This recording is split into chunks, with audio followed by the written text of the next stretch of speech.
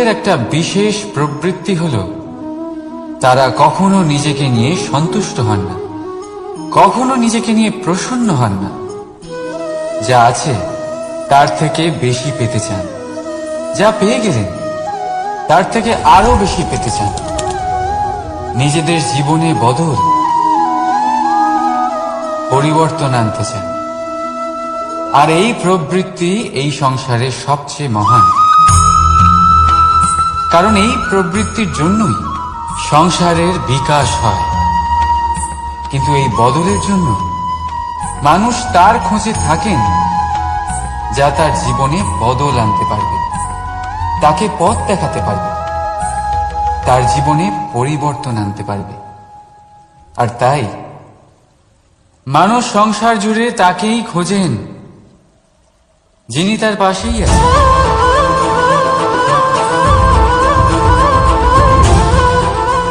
বলুন তো কে? যদি কেউ আপনার জীবন আত্মবিশ্বাসের হাত ধরুন, আপনার সমস্যা আপনা থেকেই দূর হয়ে যাবে। তাই ভালোবেসে বলুন, রাধা রাধা। জীবনে কিছু করে দেখাতে হলে আকাশের সেই সীমা ছুঁতে হবে যে সীমা ছোঁয়ার কথা আপনি কখনো ভাবতেও পারেন না। তাহলে নিজের মধ্যে এই তিনটি গুণ সম্মিলিত করুন। প্রথম, নিজের লক্ষ্যে পৌঁছবার ইচ্ছে, একাগ্রতা। এ আপনার দ্বারা এমন কাজ করাতে পারে যা আপনি কখনো করতে পারবেন না।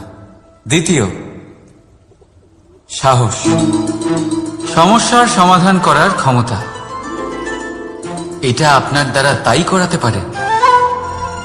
রাধা রাধা। স্বপ্ন আর লক্ষ্য একই মনে হয়। এই দুইয়েরই কথা মানুষ কল্পনা করেন, এই দুই মানুষ অর্জন করতে চায়। আর এই দুই পূর্ণ হলে মানুষ নিজেকে অত্যন্ত ভাগ্যবান বলে মনে করে।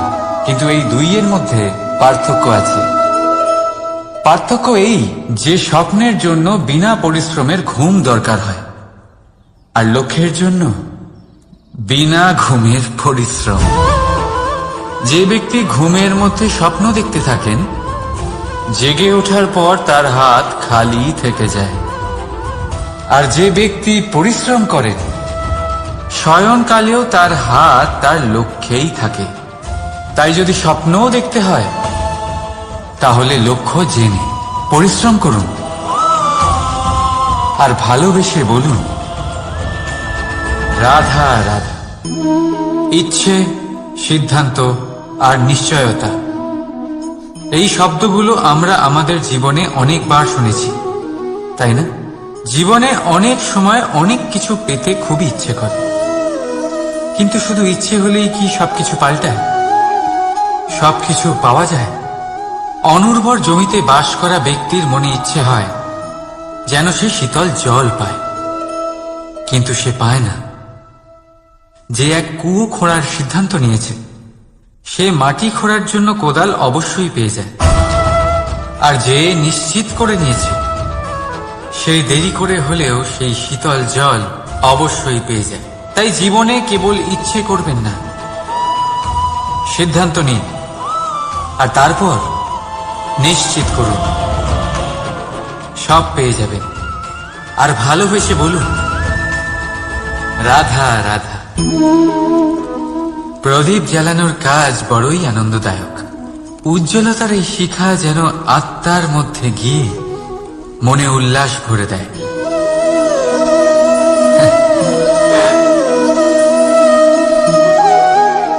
এই আমি কি করলাম? আমি একে নিভিয়ে দিলাম, অথচ এই দিয়েই আমি অন্য প্রদীপগুলি জ্বালিয়েছিলাম। কারণ যতক্ষণ এই শিখা অন্য প্রদীপগুলিকে জ্বালাচ্ছিল, ততক্ষণ এই নিজেও জ্বলছিল। কিন্তু যেই ও এই কাজ করা ছেড়ে দিল, তখন একেও নিভতে হল। বুঝলেন? সেরকমই জীবন হলো উজ্জ্বলতা দেওয়ার আরেক নাম। যদি জীবনে শুভ কাজ করেন, অপরের উপকার করেন, অন্যদের সহায়তা করেন, তাহলেই জীবিত থাকবেন। আর যেদিন এই কাজ করা আপনি বন্ধ করে দেবেন, শ্বাস প্রশ্বাস নেওয়া সত্ত্বেও মৃত হয়ে যাবেন। তাই যতক্ষণ শ্বাস চলছে আশারূপী উজ্জ্বলতা ছড়াতে থাকুন। বিশ্বাস করুন, মৃত্যুর পরেও আপনি অমর থাকবেন। তাই ভালোবেসে বলুন, রাধা রাধা। যবে থেকে জীব প্রাণের অস্তিত্ব পেয়েছে তবে থেকেই আরো একটি শব্দ জন্ম লাভ করেছে, সংঘর্ষ। জন্মলগ্ন থেকেই মানুষকে বাঁচার জন্য সংঘর্ষ করে যেতে হয়। কখনো নিজের লক্ষ্যে পৌঁছবার জন্য সংঘর্ষ করতে হয়, আর কখনো যা পেয়েছেন তাকে রক্ষার জন্য সংঘর্ষ করতে হয়। কিন্তু প্রত্যেকে একই অভিযোগ করে যে সংঘর্ষ করার সময় ভীষণ কষ্ট হয়। আপনি যোদ্ধা হলে প্রহার আপনাকে সহ্য করতেই হবে। সাঁতার শিখতে হলে জলে আপনাকে প্রবেশ করতেই হবে।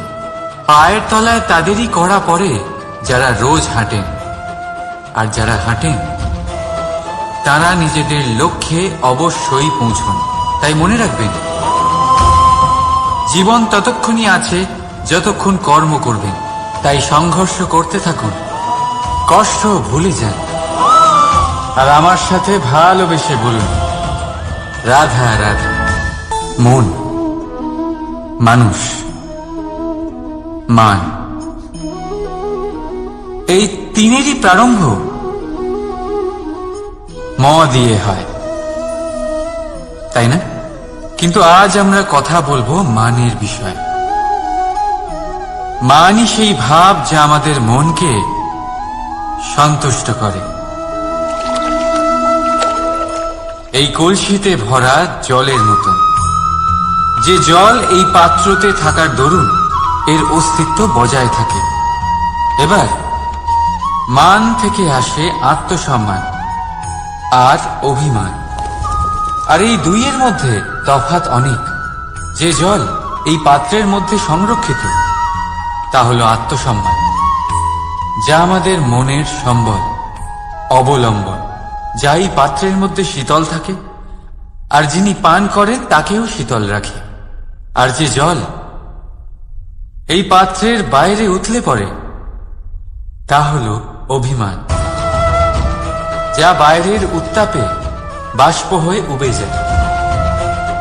সর্বদা মনে রাখবেন, আত্মসম্মান আপনাকে দৃঢ় করে, আপনাকে শক্তি প্রদান করে, আর অভিমান আপনাকে দুর্বল করে দেয়। তাহলে কি হতে চান আপনি? আত্মসম্মানী নাকি অভিমানী? সিদ্ধান্ত আপনার। রাধা রাধা। পড়ে যেতে কোনো আপত্তি নেই, শুধু পড়লে পরও সেই জলের ফোঁটার মতো যা এই সংসারকে জীবন দান করে। আর সেই ওঠার মধ্যেও কোনো কৃতিত্ব নেই, যেখানে অন্য কারোর কাঁধের উপর পা রেখে উঠতে হয়। নিজের অস্তিত্ব হারাতে কোনো ক্ষতি নেই, যদি তা সেই বীজের মতো হয় যা এক নতুন গাছের অস্তিত্বকে জন্ম দেয়। কিন্তু সেই অস্তিত্বের জন্মে কি লাভ যা অন্য কারোর স্বপ্নকে নস্যাৎ করে তৈরি হয়? তা আপনাকে ভিতরে ভিতরে নষ্ট করে দেবে। রাধা রাধা। সব থেকে ভালো যুদ্ধ সেটাই যা কখনো লড়াই হয়নি, অর্থাৎ বোঝাপড়া, সন্ধি। সব আবশ্যক পরিস্থিতিকেই শুভ করা যায়। নিজের থেকে শক্তিশালীর সাথে যিনি সন্ধি করেন তিনি বিদ্বান, নিজের সমকক্ষের সাথে যিনি সন্ধি করেন তিনি গুণবান, আর নিজের থেকে দুর্বলের সাথে যিনি সন্ধি করেন তিনি দয়াবান। একটা যুদ্ধ আপনার একাধিক শত্রু তৈরি করতে পারে, কিন্তু একটা মীমাংসা আপনাকে একটা বন্ধু দিতে পারে। তাই হাতের মুঠো তখনই শক্ত করুন যখন যুদ্ধ এড়ানো অসম্ভব হয়ে পড়ে, নয়তো হাত বাড়িয়ে হাত মেলান, কারণ মিলনে যে সুখ, যাতনায় তা নেই। রাধা রাধা।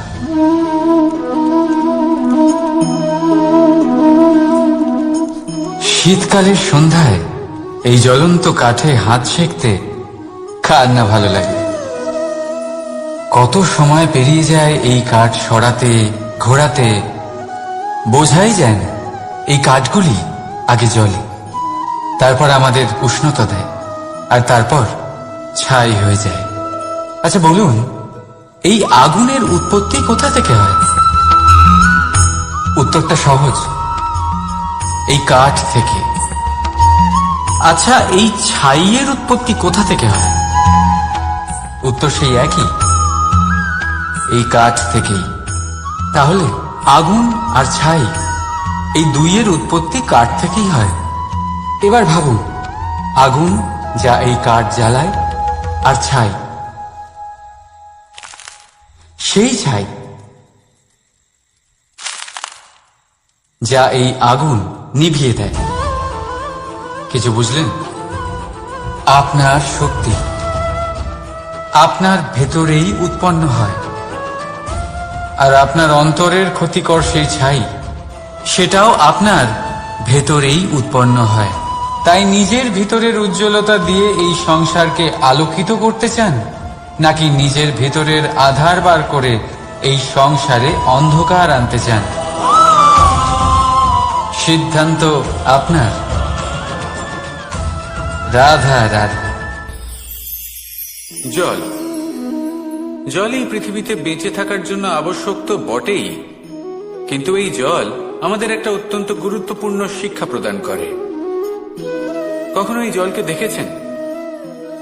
যে পরিস্থিতিতেই এই জল প্রবাহিত হোক না কেন, এর উপর যা কিছুই প্রভাব থাকুক না কেন, এর পথে যতই বাধা আসুক না কেন, তার মধ্যে থেকে ও নিজের পথ ঠিক বের করে নেয়, কিন্তু নিজের প্রবাহ থামতে দেয় না, ক্রমাগত অগ্রসর হতে থাকে।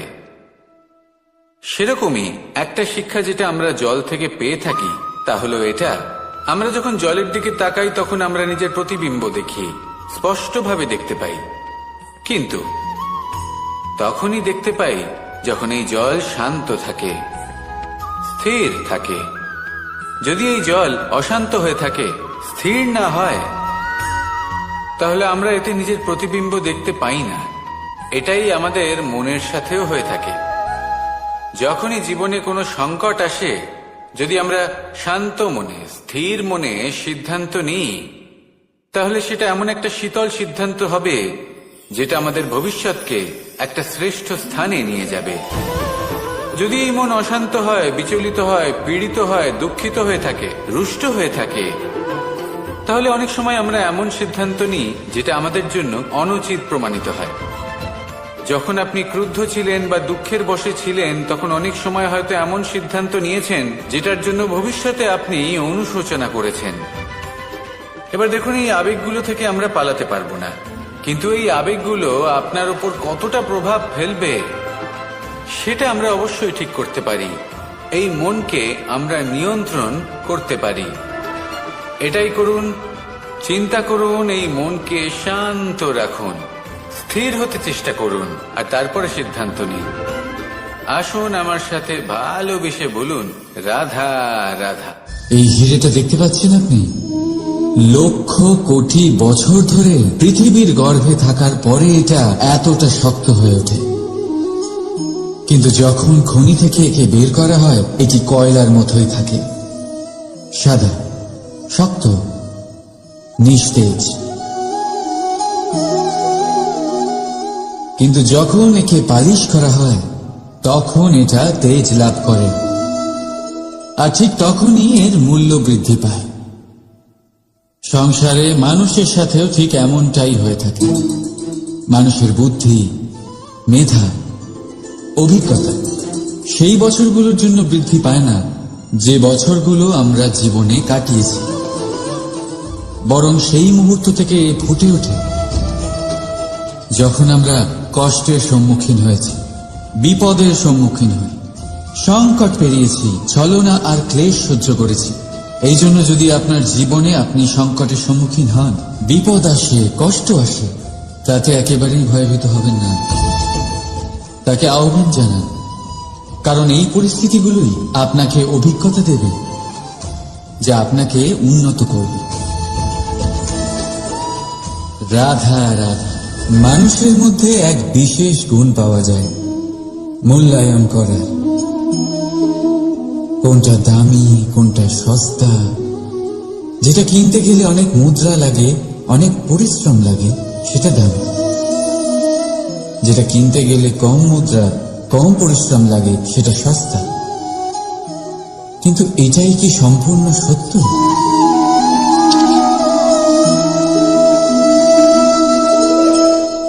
এখন আপনার সামনে একটা পাত্র আছে যাতে জল ভরা আছে, আর একটা সোনার মুদ্রা। বলুন, এই দুই বস্তুর মধ্যে বেশি দামি কোনটা? আপনি বলবেন সোজা ব্যাপার, সোনার মুদ্রাই বেশি দামি হবে। এই সোনার মুদ্রা দিয়ে আপনি এরকম অনেক জলের পাত্র কিনতে পারবেন। চলুন, ঠিক আছে। এবার ভাবুন, আপনি যদি কোনো মরুভূমির মাঝে আটকে পড়েন, তৃষ্ণায় কাতর আপনি, তখন কোনটা দামি হবে? তখন তো আপনি এই এক ঢোক জলের জন্য নিজের সারা জীবনের উপার্জন, যা আপনি আয় করেছেন, সব দিতে রাজি হয়ে যাবেন। মনে রাখবেন,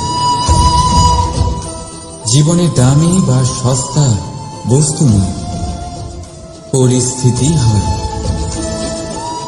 আর প্রয়োজনে যা কাজে আসে, তার থেকে অমূল্য এই সংসারে আর কিচ্ছু নেই। রাধা অগ্নি। জীবনে খুব মহত্বপূর্ণ হয় এই অগ্নি। এই অগ্নি উজ্জ্বলতা হয়ে আমাদের জীবিত রাখে। কিন্তু ভাবুন, যদি এই উজ্জ্বলতা ক্রোধের অগ্নি হয়ে দিকভ্রষ্ট হয়, তাহলে কি হবে? একটা ছোট পাতা দিয়ে শুরু করে গোটা বনকে ছারখার করে দিতে পারে। ঠিক সেরকমই মানুষের ক্রোধের আগুনও অন্যদের তো ভস্ম করেই, কিন্তু তার পূর্বে স্বয়ং নিজেকেই ভস্ম করে দেয়। তাহলে কি করা যায়? কি করে নিয়ন্ত্রণ করা যায় তাকে? উত্তর হলো, তাতে জল ঢেলে দিয়ে, জলের মতো বইতে দিন নাকি।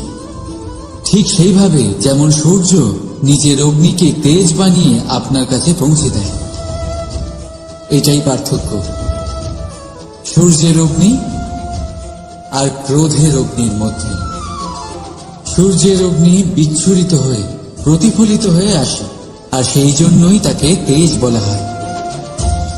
অন্যদিকে আমাদের ক্রোধের আগুনের কোনো সীমাই থাকে না।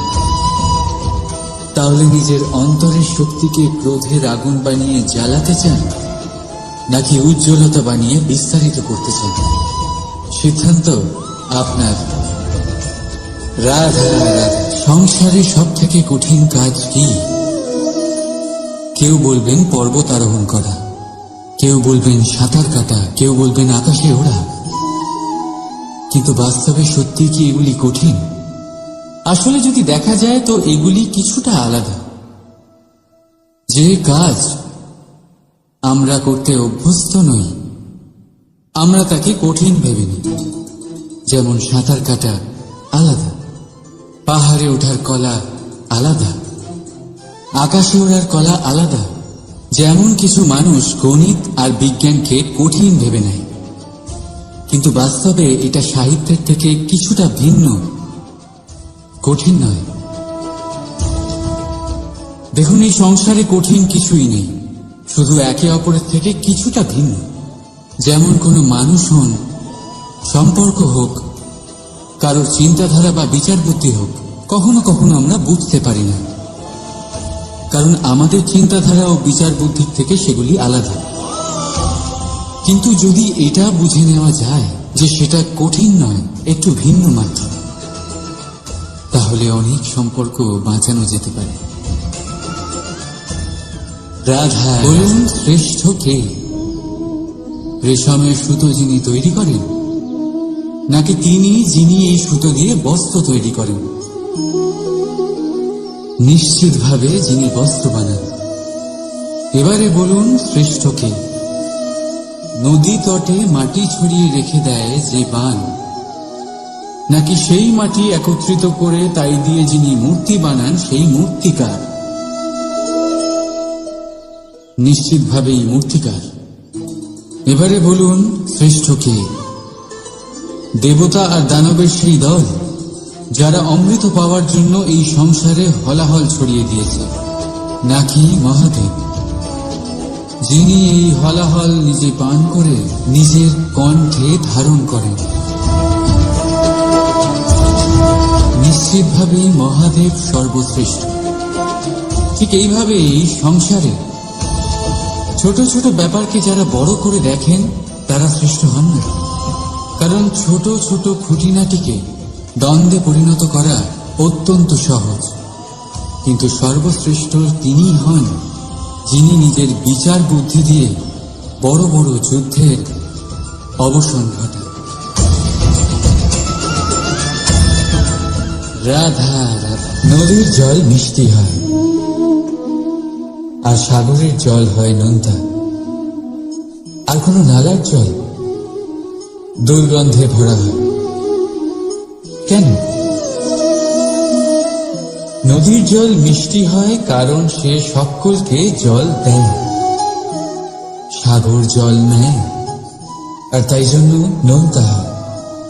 আর নালা সে বওয়া বন্ধ করে দেয় আর সেই কারণেই তা দুর্গন্ধময় হয়ে ওঠে, সে কাজের অযোগ্য হয়ে ওঠে। আমাদের জীবনেও অনেকটা এমনটাই হয়ে থাকে। যদি নদীর মতন জীবনে কিছু দিতে শেখেন তাহলে জীবনে মিষ্টত্ব বজায় থাকবে। যদি সাগরের মতন ভাগ দেওয়ার বদলে শুধু সঞ্চয় করতে থাকেন তাহলে মনে তিক্ততা ভরে থাকবে। আর যদি নালার মতন বওয়া বন্ধ করে দেন, কর্ম করা ছেড়ে দেন, তাহলে কাজের অযোগ্য হয়ে যাবে। আর সেই জন্য কোনো বিশ্রাম ছাড়াই কর্ম করতে থাকুন। আর যা কিছু আপনার কাছে আছে তাকে ভাগ করতে শিখুন। মন প্রসন্ন হয়ে বলবে রাধা। আপনি কখনো কোনো পাখি দেখেছেন? তীব্র বায়ু, ভয়ানক বর্ষা, হিংস্র জীব একাধিকবার তাদের বাসা নষ্ট করে দেয়, কিন্তু তাও সে ঝড়ের সাথে ঝগড়া করে না। সে কখনো বর্ষাকে হিংসে করে না, আর না সে হিংস্র পশুদের ওপর প্রতিশোধ নেয়।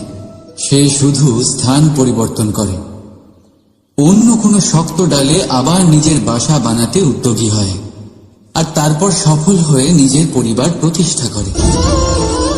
আর তারপর কিছু মাসের মধ্যেই তার ছোট সন্তানদের আকাশে ডানা মেলে উড়তে দেখা যায়। অন্যদিকে একটি সাপ প্রহারের প্রতিশোধ নেওয়ার উদ্দেশ্যে মানুষের বসতিতে প্রবেশ করে, আর শেষে সে নিজেই মারা যায়। এই শিক্ষাই আমাদের মানুষদের জন্য প্রযোজ্য। প্রতিশোধের আগুনে মানুষ স্বয়ং ভস্ম হয়ে যায়, উত্থান থেকে পতনের দিকে নিয়ে যায়।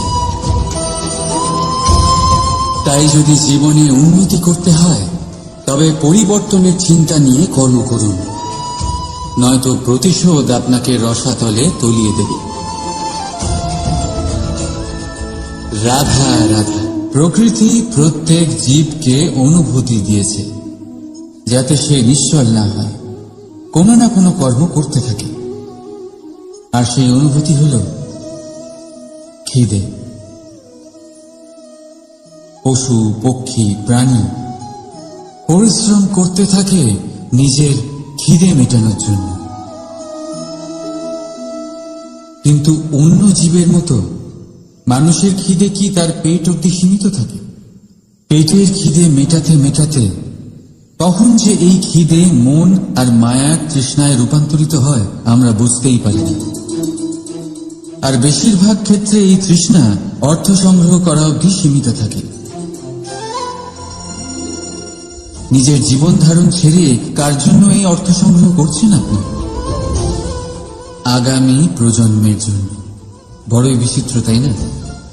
নিজের জীবন ধারণ ছেড়ে অর্থ সংগ্রহ করতে করতে নিজের জীবনের সুখ বিসর্জন দিচ্ছেন, আর আগামী প্রজন্মকে কাজ করার থেকেও আটকাচ্ছেন। পুত্র যখন কুপুত্র তখন কেন অর্থ সঞ্চয়? পুত্র যখন সুপুত্র তখন কেন অর্থ সঞ্চয়? নিজের সন্তানকে সংস্কার দিন, অর্থ নয়। যদি সন্তান সংস্কারী হয় তখন সে নিজের এক সংসার তৈরি করবে। যদি সংস্কারহীন হয় তাহলে আপনার বানানো সংসার এমনি সে ভেঙে দেবে। জীবনে যদি কিছু সঞ্চয় করতে হয় তাহলে জ্ঞান সঞ্চয় করুন, প্রেম সঞ্চয় করুন, আর আমার সাথে ভালোবেসে বলুন রাধা রাধা। এ হলো একটা পাতলা সুতো। ভাবছি যদি এটা দিয়ে আমি পোশাক বানাই তাহলে নিজের জন্য কত সুন্দর একটা পোশাক বানাতে পারবো। কিন্তু যদি এটা আমি চিন্তা করবেন,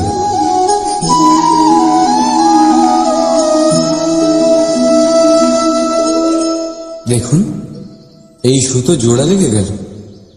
শুধু পার্থক্য হচ্ছে এটাই যে আগের মতো এটা আর সরল নেই, আর এটার দৈর্ঘ্য আগের থেকে কিছুটা কমে গেছে। এই সংসারে প্রেমের সাথেও ঠিক এটাই হতে পারে। প্রেমের এই সুতো যা দুই মানুষকে একসাথে বেঁধে রাখে, অহংকার আর স্বার্থের আঘাত সে সহ্য করতে পারে না, ছিঁড়ে যায়। চেষ্টা করলে আবার এই সম্পর্ক হয়তো জোড়া লাগতে পারে, কিন্তু তা আগের মতো কখনোই থাকে না, কারণ মনে গিট পড়ে যায়। সেই জন্য প্রেমকে স্নেহের সাথে সামনে রাখুন, অহংকার আর স্বার্থের থেকে দূরে থাকুন। রাধা রাধা। এই ফলটা দেখছেন আপনি? এটা সেই ফল যেটা গাছের সবচেয়ে উঁচু ডালে পাওয়া যায়, কিন্তু যখন এটা খসে পড়ে তখন এটা আকাশের দিকে যায় না যা ওপরে আছে, সে যায় সেই ভূমির দিকে যে নিচ থেকে তার দিকে তাকিয়ে থাকে। কেন? কারণ এই ফলের নিজের উচ্চতার ধারণা মাটির থেকে নিজের দূরত্ব দেখে হয়। এই ব্যাপারটাই আমাদের মানুষের জন্যও খাটে। যদি আপনি সম্পন্ন হন তাহলে তাদের সাহায্য অবশ্যই করবেন যাদের সামর্থ্য আপনার থেকে কম, যাদের সাহায্যের অত্যন্ত প্রয়োজন। আপনার সামর্থ্য বেশি কারণ তাদের আপনার থেকে সামর্থ্য কম। দেখুন, জীবনে আনন্দ শুধু বড় হওয়ায় নয়, বরং তাদের সাহায্য করেও আছে যারা কোনো কারণবশত আপনার থেকে নিচে রয়ে গেছেন। আর যখন একটা ফল এই কথাটা বুঝতে পারে তখন আপনি নয় কেন?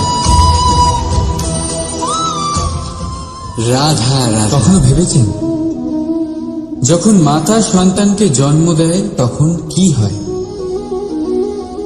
9 মাস গর্ভে ধারণ, প্রসবের তীব্র যন্ত্রণা, যে যন্ত্রণা এতটাই ভয়ানক হয় যে মনে হয় সন্তানের জন্মের সাথে মাতারও এক নতুন জন্ম হচ্ছে, আর এই জন্মের সাথে শেষ হয় মাতার যন্ত্রণার। কিন্তু যদি আপনি আপনার দৃষ্টিভঙ্গি পাল্টে দেখেন তাহলে আপনি বুঝতে পারবেন যে এই যন্ত্রণার অন্ত এক অপার আনন্দের প্রারম্ভ সন্তানের, আর সন্তান মাতা পিতার জন্য সুখের প্রারম্ভ। জীবনের সাথে এটাই হয়। আমরা কখনো কখনো কোনো সম্পর্ক বা পরিস্থিতির যন্ত্রণার অন্তের জন্য এত বিচলিত হয়ে যাই যে সেই আনন্দের প্রারম্ভ আমরা দেখতেই পাই না। মনে রাখবেন, যন্ত্রণা আনন্দের প্রারম্ভের লক্ষণ মাত্র। রাধা। এই সংসার অনেকটাই বড়, আর আমরা তার কাছে অত্যন্ত নগণ্য। এই সংসারে এমন অনেক মানুষ পাওয়া যায় যারা বোঝান যে এই সংসারটা কতটা বড়, কতটা অদ্ভুত, কতটা সুন্দর। আর এই সংসার রচনা করে পরমেশ্বর কত মহান এক কাজ করেছেন। কিন্তু আপনি এই জীবনে মাত্র কয়েকজন মানুষকেই পাবেন যারা আপনাকে এটা বলবেন যে এই সংসারে আপনি কতটা গুরুত্বপূর্ণ, আপনি কতটা অদ্ভুত। যদি আপনি তাদের সাথে থাকেন তাহলে তারা নতুন কিছু সৃষ্টি করতে পারেন, এই সংসারকে আরো কতটা পবিত্র করতে পারেন। তাই এই সংসারকে গুরুত্ব না দিয়ে সেই মুষ্টিমেয় কিছু মানুষকে গুরুত্ব দিন, কারণ তারাই হলো আপনার আপনজন, আর তারাই আপনাকে সঠিক পথে চালিত করবে। মানুষকে তো বর্ষার স্রোতও বয়ে নিয়ে যেতে পারে, তাকে সাগরও ডুবিয়ে দিতে পারে, কিন্তু গঙ্গা জল সবচেয়ে বেশি শুদ্ধ, কারণ তার কয়েক ফোঁটা মানুষকে মুক্ত করে দেয়।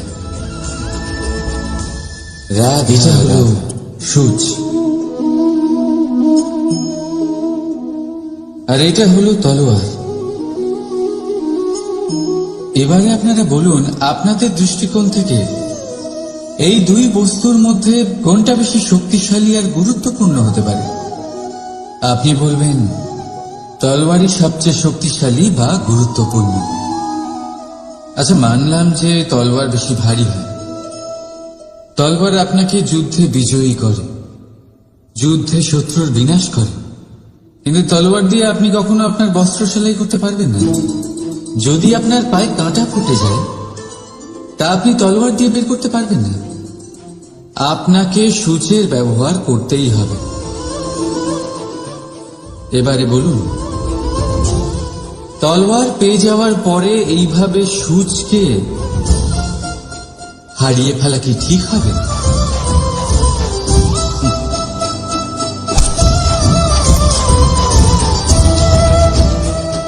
ঠিক সেইভাবেই জীবনে সম্পন্ন বন্ধু পাওয়ার পরেও আপনার সেই বন্ধুদের হারাবেন না যারা কম সম্পন্ন, দরিদ্র, কারণ তারা আপনার সাথে তখন ছিলেন যখন আপনি কিছুই ছিলেন না, আর জীবনে দরকার পড়লে তারাই আপনার কাজে আসবে, সম্পন্ন বন্ধু নয়। তাই যাকে ভালোবেসেছেন তার সাথে বন্ধুত্ব পালন করুন, চিত্ত আনন্দে জেগে উঠবে। রাধা রাধা। মানুষের জীবন কি? আপনি বলতে পারেন জন্ম আর মৃত্যুর মধ্যেকার সময়। আর মৃত্যু কখন হয়? যখন মানুষ শ্বাস নেওয়া বন্ধ করে দেয়, হাত পা নাড়ানো বন্ধ করে দেয়, ভাবা ছেড়ে দেয়। এমনটা নয়, মানুষের অন্তর, তার মৃত্যু তখনই হয় যখন তার অন্তরের করুণা শেষ হয়ে যায়।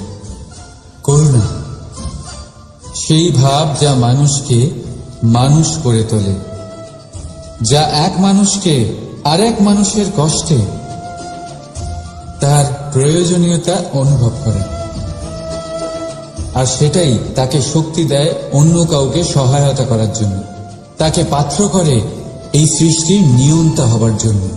দেখুন, এই সংসারে মৃত্যু কেবলমাত্র একবারই হয়, তাই তার আগে কেন মরব? এই করুণাকে কেন মারব? নিজের মনুষ্যত্ব বজায় রাখুন, মৃত্যুর পরেও আপনি জীবিত থাকবেন। রাধা।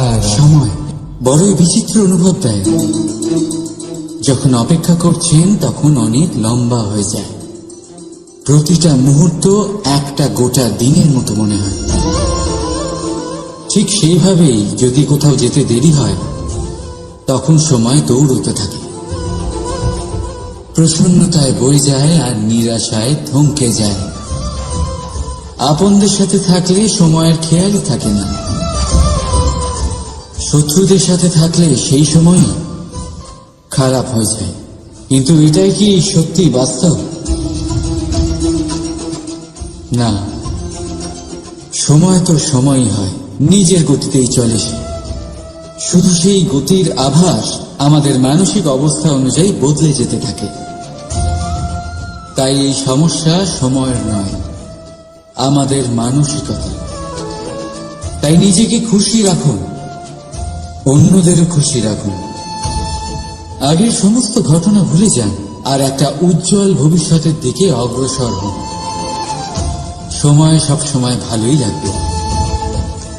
প্রেম করুন সবার সাথে, সময় সব সময় সুখেই কাটবে।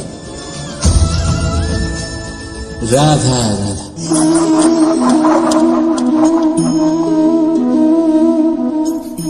কোন ব্যক্তিকে নিশ্চয়ই দেখেছেন যিনি নিজে কাঠ কাটার এই কাজে নিপুণ এবং অভিজ্ঞ। এবার আপনারা দেখবেন যে তার মনোযোগ সমস্ত কাঠের ওপর থাকে না, তার মনোযোগ থাকে শুধুমাত্র একটা কাঠের ছোট্ট একটি অংশের ওপর, যেখান থেকে তার টুকরো করা হচ্ছে। কিন্তু সেটা উনি কেন করেন? যদি এটা উনি না করেন তাহলে সেই কাঠ সঠিক পদ্ধতি এবং তাড়াতাড়ি কাটা যাবে না। জীবনেও তাই হয়ে থাকে। আপনি হয়তো কোনো লক্ষ্য স্থির করেছেন বা পথ নির্বাচন করেছেন বা কাজ স্থির করেছেন যেটা আপনি করেই ছাড়বেন। তাহলে নিজের সম্পূর্ণ মনোযোগ শুধুমাত্র তার উপর কেন্দ্রীভূত করুন। যদি আপনার মন এদিক ওদিক তাকাতে থাকে, অস্থির হয়ে পড়ে, বিচলিত হয়ে পড়ে, যদি তা হয়ে থাকে তাহলে আপনি অবশ্যই অসফল হবেন। তাই কর্মঠ থাকুন, নিরন্তর কর্ম করতে থাকুন এবং পূর্ণ মনোযোগ দিয়ে নিজের কাজ করুন। নিজের পথে অগ্রসর হন বা নিজের লক্ষ্য প্রাপ্ত করতে চেষ্টা করুন। তারপর দেখুন কি হয়, কিভাবে উচিত পথে এবং তীব্র গতিতে আপনার লক্ষ্য আপনার কাছেই পৌঁছে যায়। আর আপনার এই মন প্রসন্ন হয়ে বলে রাধা রাধা। মনুষ্য জীবনের সবথেকে বেশি গুরুত্বপূর্ণ বিষয় হল মনের একাগ্রতা। এই সংসারের যে কটি মহান কার্য সম্পাদন হয়েছে তা হল মনের এই একাগ্রতার একমাত্র ফল। আপনি অবশ্যই দেখে থাকবেন অনেক ছোট বড় নদী যা বয়ে চলে তাদের সামনে একটা বাঁধ নির্মাণ করা হয় সেই সব নদীর জল সঞ্চয় করতে। বাঁধ হয়ে গেলে প্রয়োজন মতো বা মনের ইচ্ছে মতো তাকে ব্যবহার করা সম্ভব।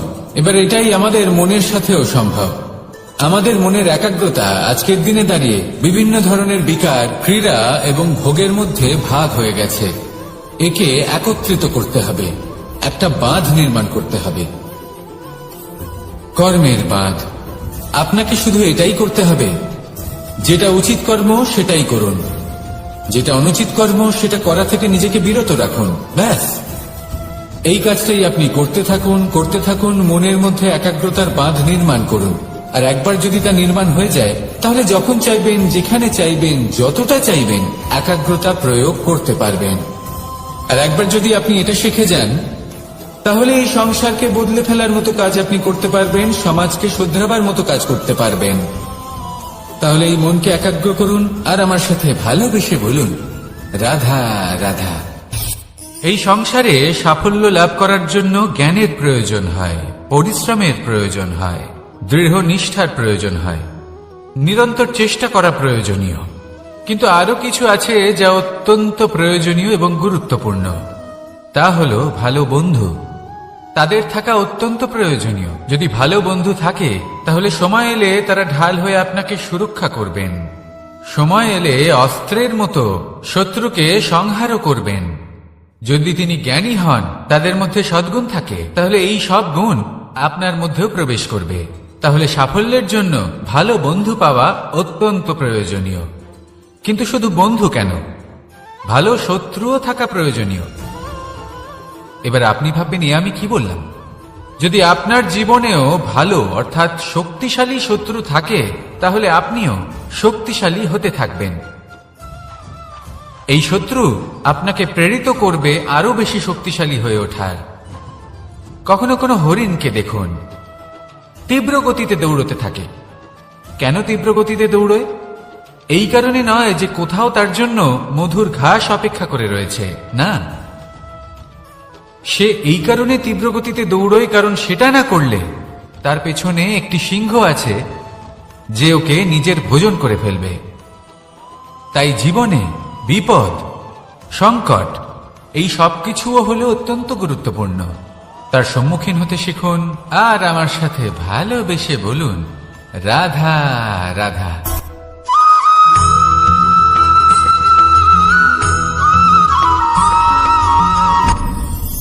আপনি কি কখনো কোনো জলের ধারা দেখেছেন?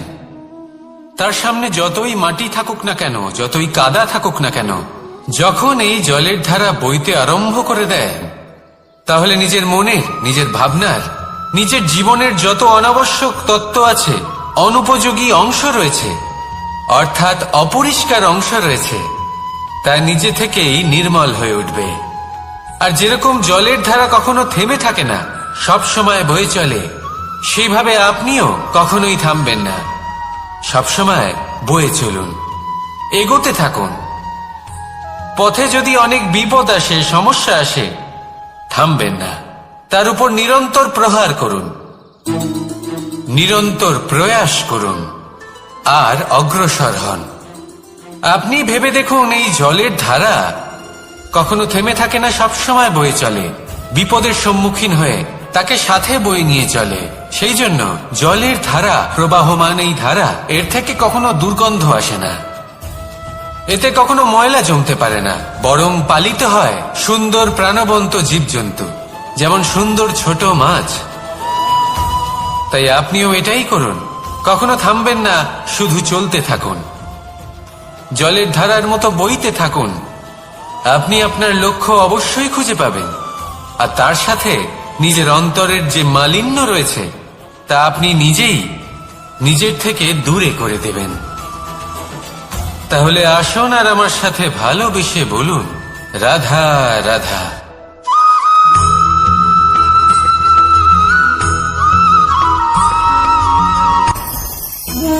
ভোজন। এবার ভোজন সংগ্রহ করার জন্য মানুষ কি না করেন, সব সময় চেষ্টা করতে থাকেন। ফসল উৎপাদনের জন্য অনেক পরিশ্রম করতে থাকেন, কিন্তু অনেক সময় অনেক পরিশ্রম করার পরেও ফসল ভালো উৎপাদন হয় না। এর কারণ কি? কারণ হলো এটাই যে আপনি পরিশ্রম হয়তো অনেক করেছেন, কিন্তু আপনার নজর তো সেই বীজের দিকে ছিলই না যা আপনি রোপণ করেছেন। সেই জন্য সব সময় কোনো বীজ রোপণ করার আগে তাকে পরখ করে দেখুন, তা অত্যন্ত আবশ্যক। আর সেইভাবেই যখনই কোনো কর্মের প্রশ্ন আসে, তাহলে সেখানে শুধুমাত্র পরিশ্রম যথেষ্ট নয়, সেই কাজের প্রতি আপনার কর্তব্য কি, আপনার উদ্দেশ্য কি, সেটা জানা হলো অত্যন্ত গুরুত্বপূর্ণ। তাই কর্ম করুন, কিন্তু সেই কর্মের প্রতি আপনার যা উদ্দেশ্য তার মাহাত্ম্য বুঝতে চেষ্টা করুন। তাহলে আসুন আমার সাথে ভালোবেসে বলুন, রাধা রাধা।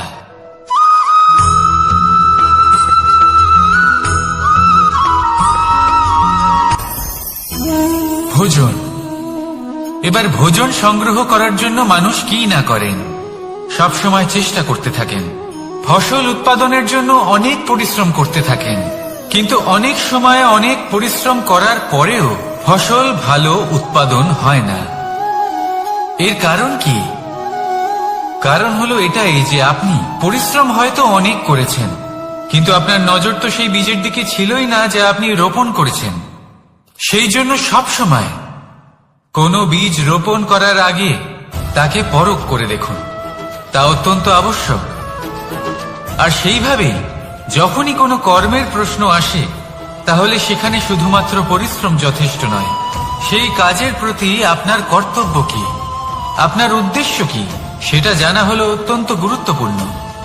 তাই কর্ম করুন, কিন্তু সেই কর্মের প্রতি আপনার যা উদ্দেশ্য তার মাহাত্ম্য বুঝতে চেষ্টা করুন। তাহলে আসুন আমার সাথে ভালোবেসে বলুন, রাধা রাধা।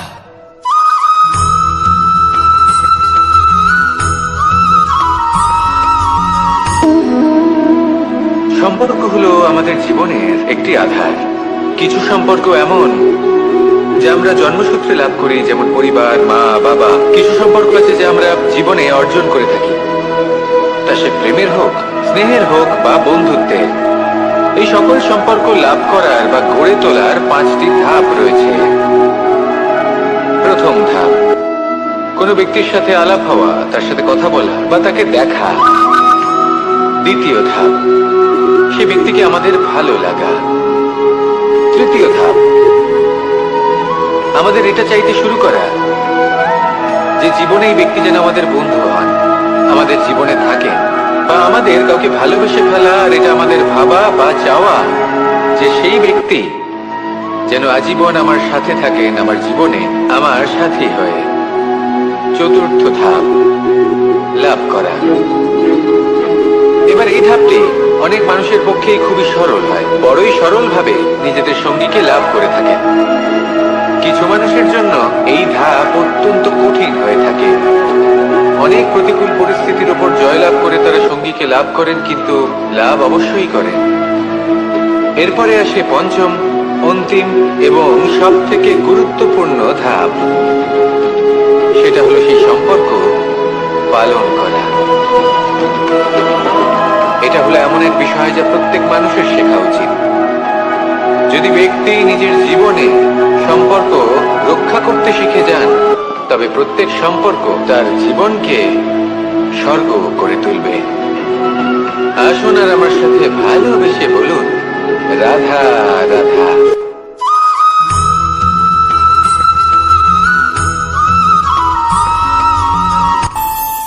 আমাদের মনে যখন কোনো প্রশ্ন ওঠে, কোনো দ্বন্দ্ব জাগে, তখন আমরা যাই আমাদের গুরুর কাছে, আমাদের আরাধ্যের কাছে গিয়ে জিজ্ঞেস করি।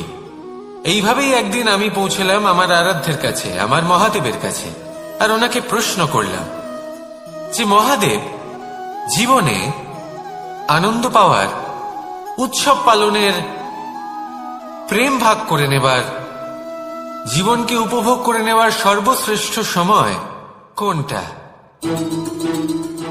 মহাদেব হাসলেন আর উনি বললেন, জীবনে উৎসব পালনের সব থেকে শ্রেষ্ঠ দিন হল মৃত্যুর ঠিক আগের দিনটা।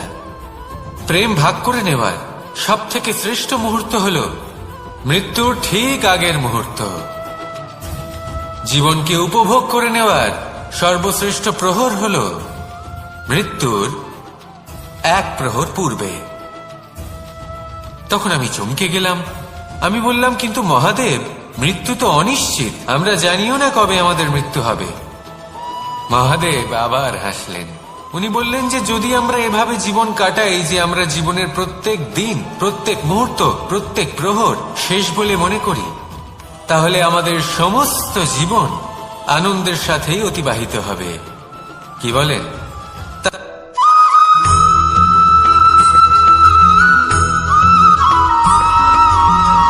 এই সংসারে কোনো বস্তু হোক বা ব্যক্তি হোক, তার একার গুরুত্ব কিন্তু খুব বেশি নয়। একটা উদাহরণ হিসেবে বৃষ্টির ফোঁটাকে ভেবে দেখুন। যদি একটি বৃষ্টির ফোঁটা হয় তাহলে তার খুব বেশি গুরুত্ব থাকে না, কিন্তু যখন সহস্র বৃষ্টির ফোঁটা মেঘের মধ্যে দিয়ে ঝরে পড়ে, তখন সেটা বর্ষার রূপ ধারণ করে। সেই বর্ষা যা এই প্রকৃতিকে শান্ত করে। সেইভাবেই পাথরের ছোট টুকরো, তার খুব বেশি গুরুত্ব থাকে না, কিন্তু যখন অসংখ্য পাথরের টুকরো একত্রিত হয় তখন তা পর্বতের আকার ধারণ করে। সেইভাবেই কিছু মানুষ যখন একত্রিত হন তখন তৈরি হয় পরিবার, কিছু পরিবার যখন একত্রিত হয় তখন তৈরি হয় সমাজ, যখন অনেক সংখ্যক সমাজ একত্রিত হয় তখন তৈরি হয় রাজ্য। এবার এই রাজ্যের সব থেকে গুরুত্বপূর্ণ ব্যক্তি হতে পারেন রাজা, কিন্তু তাও সেই রাজা একা কিছু করতে পারেন না। যুদ্ধ লড়ার সময় তারও নিজের সৈন্যদলকে প্রয়োজন পড়ে। কিন্তু এই সংসারে এমন একজন ব্যক্তি আছেন যিনি একাই সব কাজ করতে থাকেন, এবং সেই ব্যক্তি হলেন মা। আমাদের জীবনে একজন পিতার ভূমিকা কিন্তু নিঃসন্দেহে অমূল্য, কিন্তু আমাদের সকলের জীবনে যে ভূমিকা একজন মায়ের তা অন্য কারোর থাকে না। একজন মা একাই সন্তানকে বড় করতে পারেন, সংস্কারী করে তুলতে পারেন, তার জন্য পরিশ্রম করেন। আর এত কিছু কাজ করার পরেও তার কাজের জন্য তিনি প্রশংসা অবশ্য পান না। উল্টে যদি সেই সন্তান অনুচিত পথে চালিত হয়, অনুচিত কর্ম করে, তখন সেই মাকেই অপবাদের পাত্র হয়ে উঠতে হয়। আমাদের জীবনে মায়ের যোগদান কতটা সেটা বুঝুন। আপনাকে বড় করে তোলার জন্য উনি কতটা পরিশ্রম করেছেন সেটা বুঝুন। আজ থেকে, এখন থেকে এই মুহূর্ত থেকে মাকে সম্মান করতে শিখুন। যখন সময় পাবেন, যখন সুযোগ হবে, তখন তার প্রশংসা করুন, ওনারও ভালো লাগবে। আর মায়ের এই মমতার জন্য, তার এই ভূমিকার জন্য আসুন সবাই মিলে আমরা তাকে প্রণাম করি, আর সকলে মিলে ভালোবেসে বলি, রাধা রাধা।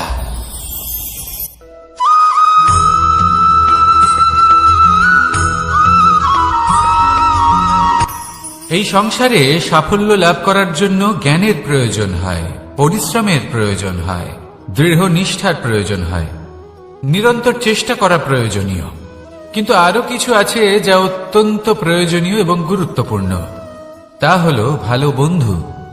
তাদের থাকা অত্যন্ত প্রয়োজনীয়। যদি ভালো বন্ধু থাকে তাহলে সময় এলে তারা ঢাল হয়ে আপনাকে সুরক্ষা করবেন। সময় এলে অস্ত্রের মতো শত্রুকে সংহারও করবেন। যদি তিনি জ্ঞানী হন, তাদের মধ্যে সদ্গুণ থাকে, তাহলে এই সব গুণ আপনার মধ্যেও প্রবেশ করবে। তাহলে সাফল্যের জন্য ভালো বন্ধু পাওয়া অত্যন্ত প্রয়োজনীয়। কিন্তু শুধু বন্ধু কেন, ভালো শত্রুও থাকা প্রয়োজনীয়। এবার আপনি ভাববেন, আমি কি বললাম? যদি আপনার জীবনেও ভালো অর্থাৎ শক্তিশালী শত্রু থাকে, তাহলে আপনিও শক্তিশালী হতে থাকবেন। এই শত্রু আপনাকে প্রেরিত করবে আরো বেশি শক্তিশালী হয়ে ওঠার। কখনো কোনো হরিণকে দেখুন, তীব্র গতিতে দৌড়তে থাকে। কেন তীব্র গতিতে দৌড়য়? এই কারণে নয় যে কোথাও তার জন্য মধুর ঘাস অপেক্ষা করে রয়েছে, না।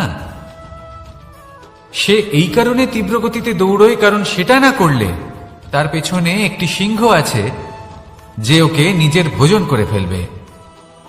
তাই জীবনে বিপদ, সংকট, এই সবকিছুও হলো অত্যন্ত গুরুত্বপূর্ণ। তার সম্মুখীন হতে শিখুন, আর আমার সাথে ভালোবেসে বলুন, রাধা রাধা।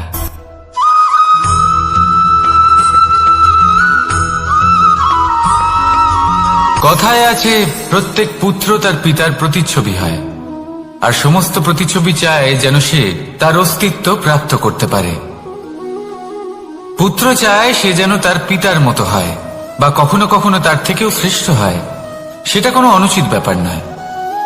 অনুচিত তখন হয় যখন পুত্র নিজের পিতার মতো হবার স্বপ্ন পূরণ করতে গিয়ে বা তার থেকেও শ্রেষ্ঠ হওয়ার স্বপ্ন পূরণে অনুচিত পথের আশ্রয় নেয়। কারণ তারপরে সে তার পিতার গুণগুলি আত্মসাৎ করতে চায় না। সে শুধুই এটা চায় যে সংসারের চোখে যেন আমি শ্রেষ্ঠ প্রমাণিত হই। এটা অনুচিত। সংসারে এমন অনেক মানুষ আছেন যারা এই কারণে শ্রেষ্ঠ হওয়ার চেষ্টা করেন যাতে তার পরিবারের, তার পিতার সম্মান বৃদ্ধি পায়। এমনও মানুষ থাকেন, আর এটাই হলো পার্থক্য উদ্দেশ্যের। মনে রাখবেন, যদি আপনার উদ্দেশ্য শুভ হয় তাহলে পথও শুভ হবে। যদি আপনার উদ্দেশ্য অশুভ হয় তাহলে পথও অশুভ হবে। তাহলে নিজের পিতার মতো হবার চেষ্টা অবশ্যই করুন, তার থেকেও শ্রেষ্ঠ হওয়ার চেষ্টা অবশ্যই করুন, কিন্তু মনে রাখবেন আপনার সংকল্প আর আপনার উদ্দেশ্য এই দুই শুভ হওয়া উচিত। তাহলে আসুন আর আমার সাথে ভালোবেসে বলুন, রাধা রাধা।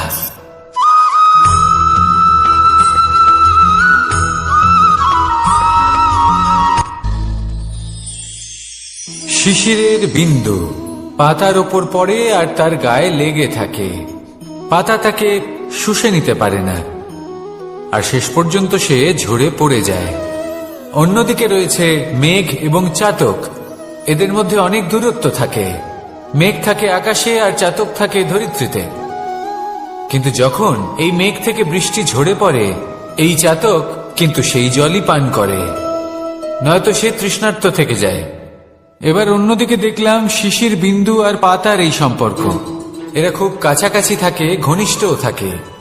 অন্যদিকে রয়েছে মেঘ এবং চাতকের সম্পর্ক, যাদের মধ্যে অনেক দূরত্ব থাকা সত্ত্বেও তারা খুব ঘনিষ্ঠ, তাই না? এই সারমর্ম খুব সরল। এই নৈকট্য, এই দূরত্ব, তা আপনার সম্পর্কে প্রভাব কিছুতেই ফেলতে পারে না। এই নৈকট্য, এই দূরত্ব, এইসব হলো শুধুমাত্র মনের ব্যাপার। কখনো আপনি অনুভব করেছেন আপনি কারোর থেকে অনেক অনেক দূরে আছেন, অনেক দূরে আছেন, তাও সেই ব্যক্তির প্রতি আপনি টান অনুভব করেন।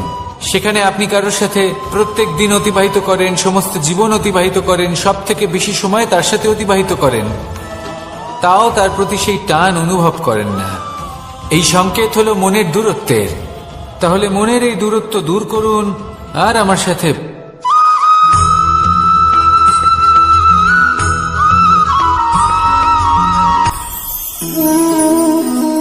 শক্তি এক অত্যন্ত বিচিত্র বস্তু, বা বলতে পারেন অনুভূতি। পিতা সবসময় চান যেন তিনি তার শক্তি পুত্রকে। আসুন আপনাকে সহজে বোঝাই। যদি আপনি সুপাত্র হন আর আপনাকে শক্তি দেওয়া হয়, তাহলে আপনি সেই শক্তির গুরুত্ব বুঝবেন, কোথায় সেই শক্তি প্রয়োগ করা উচিত সেটা বুঝবেন। আর এটা যেহেতু অর্জন করা শক্তি হবে, সেই শক্তির অপব্যবহার হবে না। কিন্তু যদি এই আপনি কুপাত্র হন আর যদি আপনাকে এই শক্তি দেওয়া হয়, তাহলে কি হবে? দেখতে গেলে এই শক্তি আপনি দান হিসেবে পেয়েছেন, তাই না আপনি এই শক্তির গুরুত্ব বুঝবেন আর না এর প্রয়োগ আপনি জানবেন। তার অপব্যবহার হওয়া সুনিশ্চিত। তাই যদি আপনি কোনো শক্তি অর্জন করতে চান, তাহলে আগে তার যোগ্য হয়ে উঠুন। পুত্র নয়, পাত্র হয়ে উঠুন। আর আমার সাথে ভালোবেসে বলুন, রাধা রাধা।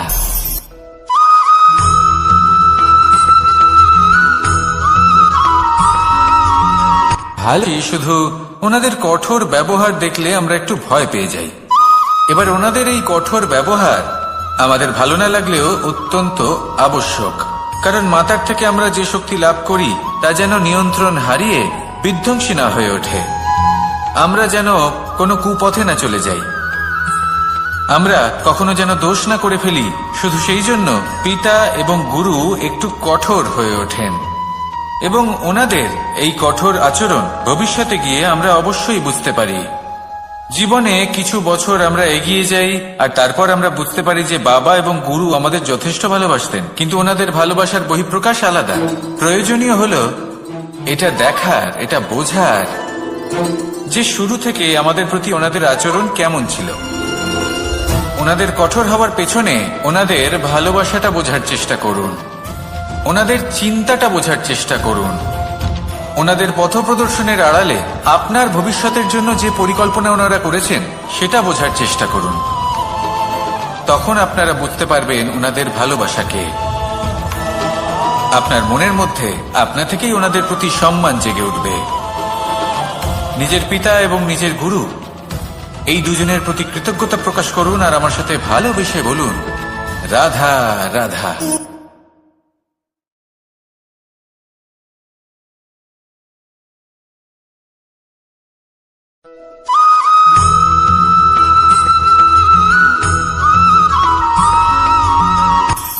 কখনো কোনো বাগানের কোনো বৃক্ষকে দেখেছেন যেখানে সুগন্ধি ফুল থাকে, রসালো ফল থাকে?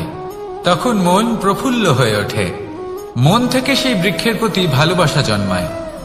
কিন্তু যিনি বাগানের মালিক, শুধুমাত্র তিনিই জানেন যে কিভাবে এই বৃক্ষকে আগলে রাখতে হয়, কিভাবে তার পরিচর্যা করলে এতে সুন্দর সুগন্ধি ফুল হবে, রসালো ফল হবে। কখনো কখনো প্রয়োজনের থেকে বেশি রোদ পেলে এই বৃক্ষগুলি শুকিয়ে যায়, প্রয়োজনের থেকে কম রোদ পেলেও এই বৃক্ষ কিন্তু শুকিয়ে যায়। প্রয়োজনের থেকে কম জল যদি পায়, এই বৃক্ষ শুকিয়ে যেতে পারে। প্রয়োজনের থেকে অতিরিক্ত জল যদি পায়, তখনও এই বৃক্ষের শিকড়গুলি নষ্ট হয়ে যেতে পারে। এবার এটাই কিন্তু আমাদের সংসারের সাথেও হয়। আমাদের সংসারের সকল প্রতিভাশালী ব্যক্তি, যেমন লেখক, বিচারক, প্রবক্তা, যোদ্ধা, এদের সবার ক্ষেত্রে এই কথাটাই প্রযোজ্য। যদি বেশি প্রশংসা করা হয়, তাহলেও এরা হারিয়ে যাবেন। প্রয়োজনের থেকে বেশি যদি নিন্দা করা হয়, তখনও তারা নত হয়ে পড়বেন।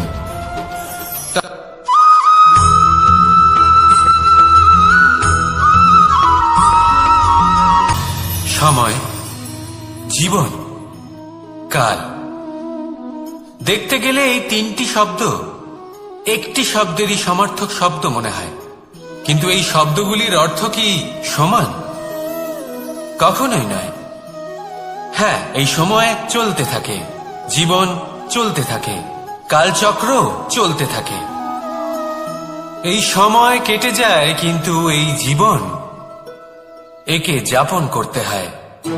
কি বলেন? এই জীবনে কিছু করুন বা কিছু না করুন, জীবন এমনি কেটে যাবে, আপনি জানতেও পারবেন না। কিন্তু সেটা আমাদের উদ্দেশ্য নয়, একে যাপন করতে হবে। এই জীবনে প্রেরণা পেতে শিখুন, প্রেরণা দিতে শিখুন, আহ্বান গ্রহণ করতে শিখুন, আহ্বান জানাতে শিখুন, মহান কাজ করতে শিখুন, ধন্যাত্মক বোধ জাগিয়ে তুলুন। জীবন অতিবাহিত করার অর্থ কি তা আপনি শিখে যাবেন। কারণ সময় কেটে যায়, সমস্ত যুগ কেটে যায়, কিন্তু জীবনের রীতি জীবন কাটিয়ে দেওয়া নয়, জীবন যাপন করা। এই জীবন সম্পূর্ণরূপে অনুভব করতে হবে, নতুন পথ বানাতে হবে। এবারে যদি এই জীবন বাঁচার সময় একবার ভেবে দেখুন, যদি মনে প্রেম থাকে, সদ্ভাবনা থাকে, তাহলে কি হবে?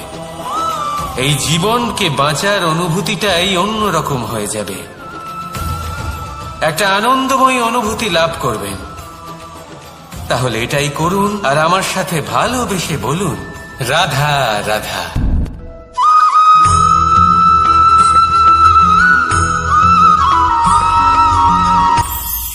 এটা হলো ধান গাছ। এর থেকে যে চাল উৎপন্ন হয় তা মানুষ গ্রহণ করেন। আর এটা কি? এ হলো জংলি ঘাস। একবার ভেবে দেখুন, যদি এই জংলি ঘাস ধান গাছের আশেপাশে থাকে তাহলে কি হবে? ধান উৎপন্ন হতে পারবে? তা উৎকৃষ্ট হতে পারবে? আমরা কি তা গ্রহণ করতে পারবো? কখনোই নয়। এই জংলি ঘাস ধানকে নষ্ট করে দেবে, কিন্তু নিজে জীবিত থাকবে। এটাই হলো আজকের শিক্ষা। এই সংসারে যদি আপনি নীতির পথে চলতে চান, উচিত কর্ম করতে চান, সংসারকে সেবা করতে চান, তাহলে জংলি ঘাসের মতো ব্যক্তিদের থেকে সবসময় দূরে থাকতে হবে। সেই ব্যক্তি যারা দুর্নীতি এবং মিথ্যা দ্বারা পরিপূর্ণ, যাদের ব্যবহার অশুভ, যাদের অনেক অশুভ গুণ রয়েছে, তারা সঠিক নয়। সেই সকল ব্যক্তি যাদের চরিত্র অত্যন্ত দুষ্ট হয়, তারা হয় শুভ চরিত্রের ব্যক্তিকে একদম নষ্ট করে দেয়, নয় নিজের মতো বানিয়ে তোলে।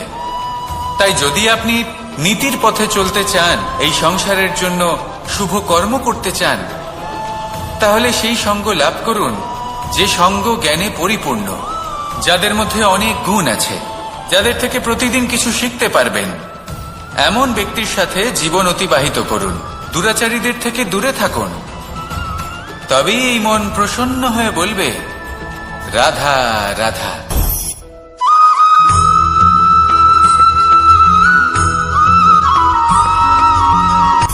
সূচের শেষে একটি ছিদ্র থাকে, যার দ্বারা আমরা এই সুতো পরাতে পারি, আর তারপর সূচের সাহায্যে এই সুতো দিয়ে বস্ত্র সেলাই করা যায়। কিন্তু যদি সুতোটা সোজা করে ধরা না হয়, তাহলে সূচে কখনো এই সুতো পরানোই সম্ভব নয়। যদি এতে কোনো গিঁট পড়ে, তখন তা কখনোই এই ছিদ্র দ্বারা প্রবেশ করা সম্ভব নয়। ঠিক এইভাবেই যদি আপনি কারোর জীবনে প্রবেশ করতে চান, কারোর অন্তরে প্রবেশ করতে চান, তাহলে আপনাকেও সহজ থাকতে হবে। এতে কোনো গিঁট থাকলে চলবে না, অর্থাৎ মনে যাতে কোনো মালিন্য না থাকে, যেন কোনো কুচিন্তা না থাকে। যদি এসব থাকে, তাহলে আপনি কখনো কারোর জীবনে প্রবেশ করতে পারবেন না। আর যদি কোনোভাবে আপনি প্রবেশ করেও যান, তাহলে তার মনে ঘর করতে পারবেন না। নিজেকে এই সুতোর মতন করে তুলুন, সহজ। মনে যেন কোনো কুচিন্তা না থাকে, সবার প্রতি যেন সদ্ভাবনা থাকে, শুভ চিন্তা থাকে। এমনটা করতে থাকুন। এমন একটা দিন আসবে যেদিন এই সমস্ত সংসারের ব্যক্তির মনে আপনি বাস করবেন, আর তখন এই মন প্রসন্ন হয়ে বলবে, রাধা রাধা।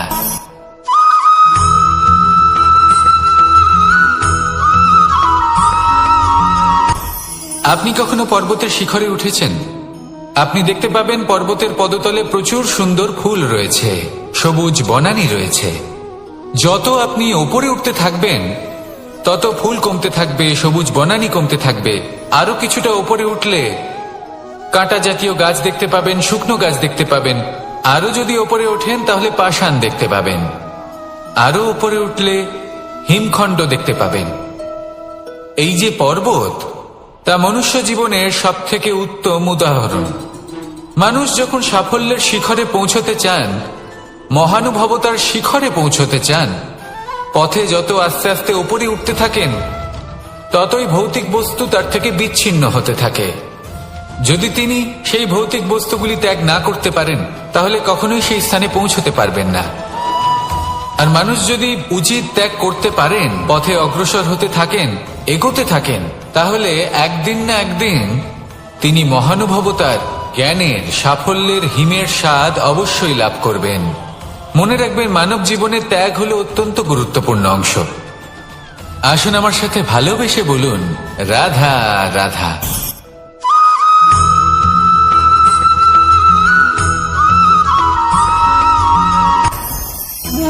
ভোজন। এবার ভোজন সংগ্রহ করার জন্য মানুষ কি না করেন, সব সময় চেষ্টা করতে থাকেন। ফসল উৎপাদনের জন্য অনেক পরিশ্রম করতে থাকেন, কিন্তু অনেক সময় অনেক পরিশ্রম করার পরেও ফসল ভালো উৎপাদন হয় না। এর কারণ কি? কারণ হলো এটাই যে আপনি পরিশ্রম হয়তো অনেক করেছেন, কিন্তু আপনার নজর তো সেই বীজের দিকে ছিলই না যা আপনি রোপণ করেছেন। সেই জন্য সব সময় কোনো বীজ রোপণ করার আগে তাকে পরখ করে দেখুন, তা অত্যন্ত আবশ্যক। আর সেইভাবেই যখনই কোনো কর্মের প্রশ্ন আসে, তাহলে সেখানে শুধুমাত্র পরিশ্রম যথেষ্ট নয়। সেই কাজের প্রতি আপনার কর্তব্য কি, আপনার উদ্দেশ্য কি, সেটা জানা হলো অত্যন্ত গুরুত্বপূর্ণ। তাই কর্ম করুন, কিন্তু সেই কর্মের প্রতি আপনার যা উদ্দেশ্য তার মাহাত্ম্য বুঝতে চেষ্টা করুন।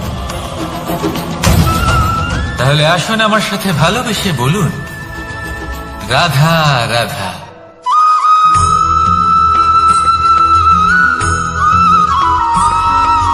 বসন্ত ঋতু, এই সময় মন আনন্দে ভরে থাকে। এমন মনে হয় যেন আমরা আকাশে বিচরণ করতে চলে যাই, কিন্তু সেটা তো সম্ভব নয়। সেই জন্য হয়তো আমরা ঘুড়ি ওড়াই, এই ঘুড়িকে নিজেদের প্রতিরূপ মনে করে। এবার অনেক মানুষ আছেন যারা ঘুড়ি ওড়ান, কিন্তু এই কর্মের সারমর্ম কি সেটা কজন বুঝতে পারেন? আপনি এটা মনে করুন যে আপনি হলেন সেই ঘুড়ি, আর এই সুতো যিনি ধরে রয়েছেন তিনি হলেন পরমাত্মা। আর এই সুতো যেখান থেকে শুরু হয় সেই লাটাই হল আমাদের কর্মচক্র। এবার আপনি নিজেই অনুমান করুন যে এই উড়ান কার ওপর নির্ভরশীল, পরমাত্মার ওপর আর আপনার কর্মের ওপর। যদি পরমাত্মা আপনার হাত ধরে থাকেন, আপনার সাথে থাকেন, যদি আপনি শুভ কর্ম করতে থাকেন, আপনি এই আকাশে উড়তে থাকবেন। কিন্তু কোথাও যদি পরমাত্মার সাথে এই বন্ধন ছিন্ন হয়, আপনার কর্মচক্র খারাপ হয়ে যায় বা থেমে যায়, তাহলে আপনার এই ঘুড়ি কেটে যাবে আর দূরে কোনো গাছের ডালে গিয়ে আটকে যাবে। তাই শুধুমাত্র ঘুড়ি ওড়াবেন না, তার থেকে শিখুন, পরমাত্মার সাহচর্যে থাকুন, সবসময় শুভ কর্ম করতে থাকুন আর সবসময় এই আকাশে উড়তে থাকুন। আসুন আর আমার সাথে ভালোবেসে বলুন, রাধা।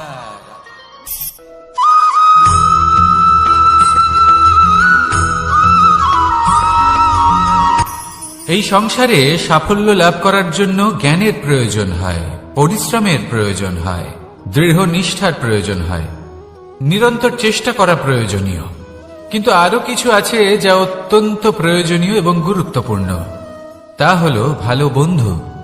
তাদের থাকা অত্যন্ত প্রয়োজনীয়। যদি ভালো বন্ধু থাকে তাহলে সময় এলে তারা ঢাল হয়ে আপনাকে সুরক্ষা করবেন। সময় এলে অস্ত্রের মতো শত্রুকে সংহারও করবেন।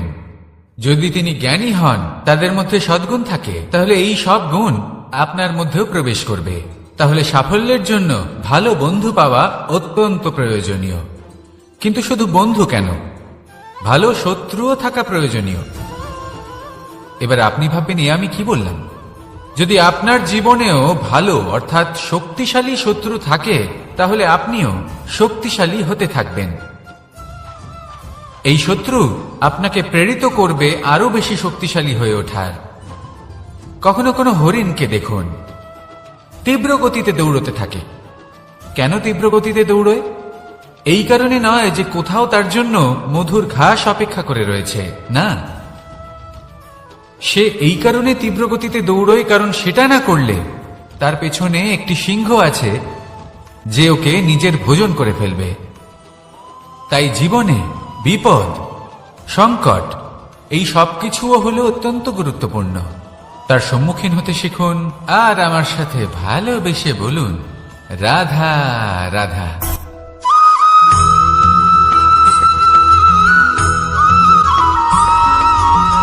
ভালো, শুধু ওনাদের কঠোর ব্যবহার দেখলে আমরা একটু ভয় পেয়ে যাই।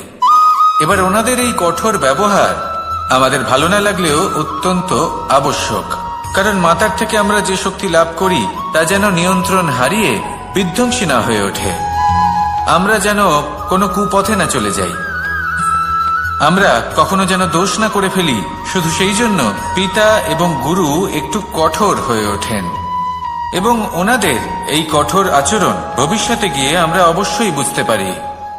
জীবনে কিছু বছর আমরা এগিয়ে যাই আর তারপর আমরা বুঝতে পারি যে বাবা এবং গুরু আমাদের যথেষ্ট ভালোবাসতেন, কিন্তু ওনাদের ভালোবাসার বহিঃপ্রকাশ আলাদা।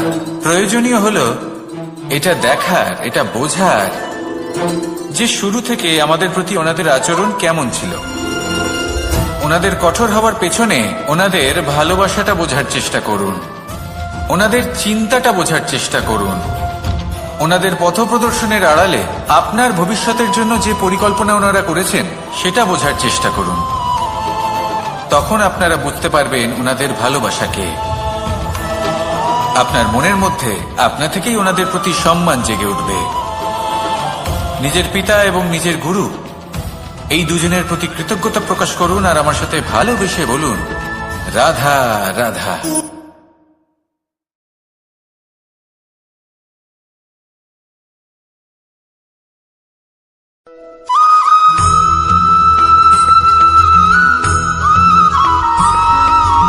কথায় আছে, প্রত্যেক পুত্র তার পিতার প্রতিচ্ছবি হয়, আর সমস্ত প্রতিচ্ছবি চায় যেন সে তার অস্তিত্ব প্রাপ্ত করতে পারে। পুত্র চায় সে যেন তার পিতার মতো হয়, বা কখনো কখনো তার থেকেও শ্রেষ্ঠ হয়। সেটা কোনো অনুচিত ব্যাপার নয়। অনুচিত তখন হয় যখন পুত্র নিজের পিতার মতো হবার স্বপ্ন পূরণ করতে গিয়ে বা তার থেকেও শ্রেষ্ঠ হওয়ার স্বপ্ন পূরণে অনুচিত পথের আশ্রয় নেয়, কারণ তারপরে সে তার পিতার গুণগুলি আত্মসাৎ করতে চায় না। সে শুধুই এটা চায় যে সংসারের চোখে যেন আমি শ্রেষ্ঠ প্রমাণিত হই। এটা অনুচিত। সংসারে এমন অনেক মানুষ আছেন যারা এই কারণে শ্রেষ্ঠ হবার চেষ্টা করেন যাতে তার পরিবারের তার পিতার সম্মান বৃদ্ধি পায়। এমনও মানুষ থাকেন, আর এটাই হলো পার্থক্য উদ্দেশ্যের। মনে রাখবেন, যদি আপনার উদ্দেশ্য শুভ হয় তাহলে পথও শুভ হবে, যদি আপনার উদ্দেশ্য অশুভ হয় তাহলে পথও অশুভ হবে। তাহলে নিজের পিতার মতো হবার চেষ্টা অবশ্যই করুন, তার থেকেও শ্রেষ্ঠ হওয়ার চেষ্টা অবশ্যই করুন, কিন্তু মনে রাখবেন আপনার সংকল্প আর আপনার উদ্দেশ্য এই দুই শুভ হওয়া উচিত। তাহলে আসুন আর আমার সাথে ভালোবেসে বলুন, রাধা রাধা।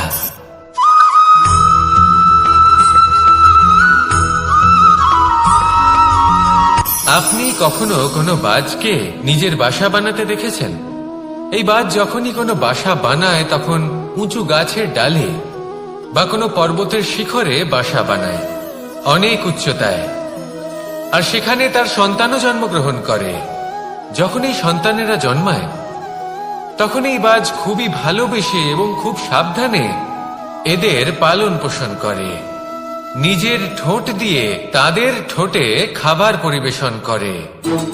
কিন্তু যেই সেই সন্তানেরা হৃষ্টপুষ্ট হয়ে যায় এবং সেই কথা বাজ নিজে বুঝতে পেরে যায়, সেই বাজ নিজেই সেই বাসা ছিন্ন ভিন্ন করে দেয়। সেই সন্তান যাদের সবেমাত্র ডানা গজিয়েছে, কিভাবে উড়তে হয় তারা জানে না, সেই সন্তানগুলিকে উচ্চতা থেকে ঠেলে দেয়। সেই সন্তান প্রথমে ভয়ভীত হয়ে যায়। তারা সামনে মৃত্যুকে দেখতে পেয়ে ভয়ের কারণে তাদের ডানা ঝাপটাতে থাকে, আর সেই প্রক্রিয়াতেই সেই সন্তানগুলি উড়তে শুরু করে দেয়।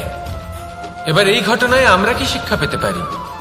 এটাই, যদি আপনি মাতা পিতা হন তাহলে নিজের সন্তানকে অবশ্যই স্নেহ করুন, কিন্তু তাদেরকে নিজের আঁচলের তলায় বেঁধে রাখবেন না। যদি আপনি চান আপনার সন্তান জীবনে উন্নতি করুক, তাহলে নিজের মুঠো থেকে তাদের স্বতন্ত্র করে দিন। এই সংসারে সংঘর্ষ করতে দিন। সেই সন্তান নিজেই বুঝতে পারবে যে জন্মের সময় পাওয়া ডানা কি করে ব্যবহার করতে হয়। আর আপনার চোখের সামনে আপনার সন্তান এই আকাশে উড়তে থাকবে। তাহলে আসুন আমার সাথে ভালোবেসে বলুন, রাধা রাধা।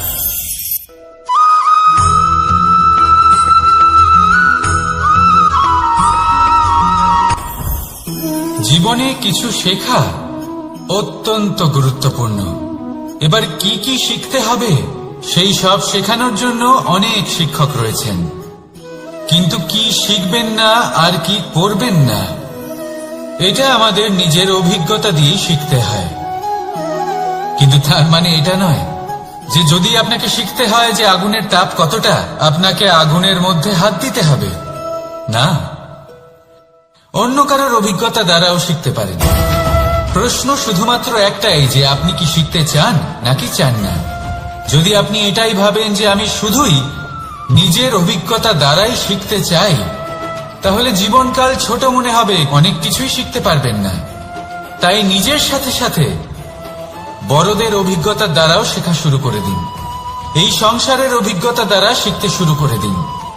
আর এটা নিশ্চিত রূপে শেখা আবশ্যক যে কখন কি করবেন না, কোথায় থামতে হবে আর কোথায় থামবেন না।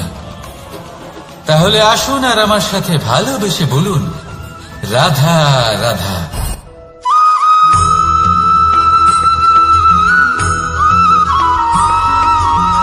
এই সংসারে সব থেকে বেশি কোমল বস্তু হলো রেশম। এই রেশম এতটাই কোমল হয় যে এর পুরো একটা থান শুধুমাত্র একটা হাতে ধরা সম্ভব। কখনো ভেবে দেখেছেন এই রেশম কিভাবে হয়? একটি কীট তার লালার দ্বারা উৎপন্ন হয়। এই কীট সেই রেশমকে পাক দিতে থাকে, পাক দিতেই থাকে, আর আস্তে আস্তে তার মধ্যেই জড়িয়ে পড়ে। শেষে ওর এই সুন্দর অমূল্য সৃষ্টি রেশমের এই সুতো তার নির্মাণ কার্য পূর্ণ হয়, কিন্তু তাতেই ও নিজে বন্দী হয়ে যায়। নিজেরই মায়াজালের এই বন্দী গৃহে নিজেই ফেঁসে যায়। এবার এই সুতোকে ব্যবহারযোগ্য করে তোলার জন্য এই কীটগুলিকে এই কবচের সাথেই ফুটন্ত জলে ফেলে দেওয়া হয়। এই সংসারে যদি আমাদের স্বপ্ন এই সংসারের দুঃখ হরণ করার জন্য, এই সংসারে সুখ বিতরণ করার জন্য হয়, তবেই আমাদের প্রগতি সম্ভব। যদি আমাদের এই স্বপ্ন শুধুই আমাদের এবং আমাদের স্বার্থ সিদ্ধির জন্য হয়, তাহলে এই স্বপ্ন আমাদের অন্ধ করে দেবে, আমাদের অন্ধকারের পথে নিয়ে যাবে, আর আমরাও সেই কীটের মতো হয়ে যাব। নিজেদেরই মায়াজালে আমরা নিজেই ফেঁসে যাব, আর শেষে আমরা যদি কিছু লাভ করি তা হবে একাকিত্ব, অন্ধকারময় মৃত্যু। তাই স্বপ্ন অবশ্যই দেখুন, কিন্তু এমন ভাবে স্বপ্ন দেখবেন না যে তার এই বন্দিগৃহে আপনি নিজেই ফেঁসে গেলেন। স্বপ্ন দেখুন পরোপকারে।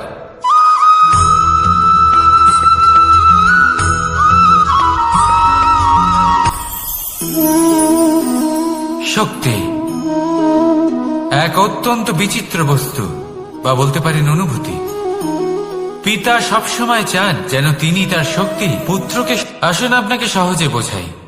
যদি আপনি সুপাত্র হন আর আপনাকে শক্তি দেওয়া হয়, তাহলে আপনি সেই শক্তির গুরুত্ব বুঝবেন, কোথায় সেই শক্তি প্রয়োগ করা উচিত সেটা বুঝবেন। আর এটা যেহেতু অর্জন করা শক্তি হবে, সেই শক্তির অপব্যবহার হবে না। কিন্তু যদি এই আপনি কুপাত্র হন আর যদি আপনাকে এই শক্তি দেওয়া হয় তাহলে কি হবে? দেখতে গেলে এই শক্তি আপনি দান হিসেবে পেয়েছেন, তাই না আপনি এই শক্তির গুরুত্ব বুঝবেন আর না এর প্রয়োগ আপনি জানবেন। তার অপব্যবহার হওয়া সুনিশ্চিত। তাই যদি আপনি কোনো শক্তি অর্জন করতে চান তাহলে আগে তার যোগ্য হয়ে উঠুন। পুত্র নয়, পাত্র হয়ে উঠুন। আর আমার সাথে ভালোবেসে বলুন, রাধা রাধা।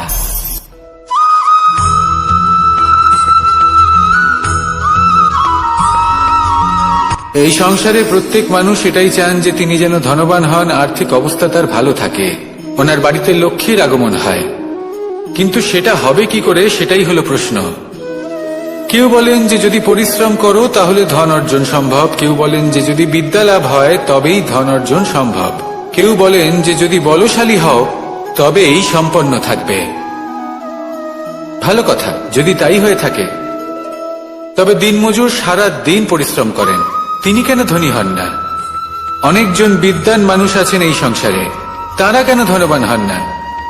অনেক সংখ্যক বলশালী ব্যক্তি আছেন, তাদের কাছে ধন নেই কেন? তাদের কেন ধনের অভাব হয়? আবার এমনও কিছু মানুষ আছেন যারা পরিশ্রম করেন, তারা দিনমজুর, কিন্তু তারা ধন অর্জন করতে পারেন।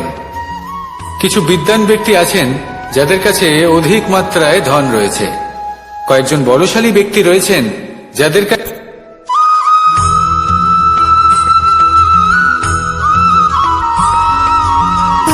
সুখ, দুঃখ এবং শক্তি, এই তিন হলো এই সংসারের ত্রিদেবের মতো।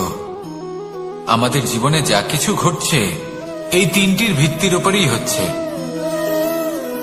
আসলে এই সংসারের একটা নিয়ম আছে, যখনই আপনি কিছু লাভ করেন এই সংসার আপনার পরীক্ষা নেয়।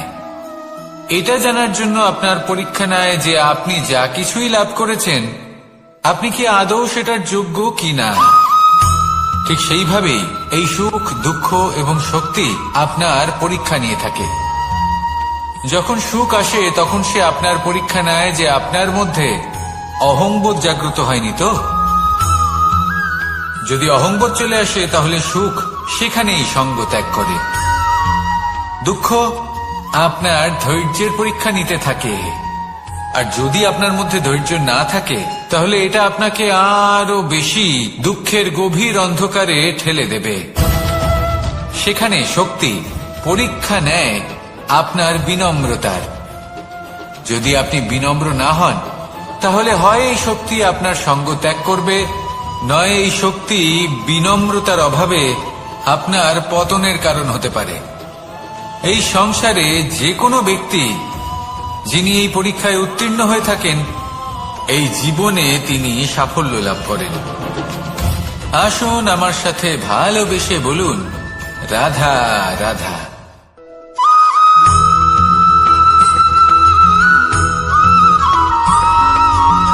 পঞ্চতত্ত্বের মধ্যে দ্বিতীয় তত্ত্ব হল ধরণী, ভূমি, যাকে আমরা ধরণী মাতা বলি।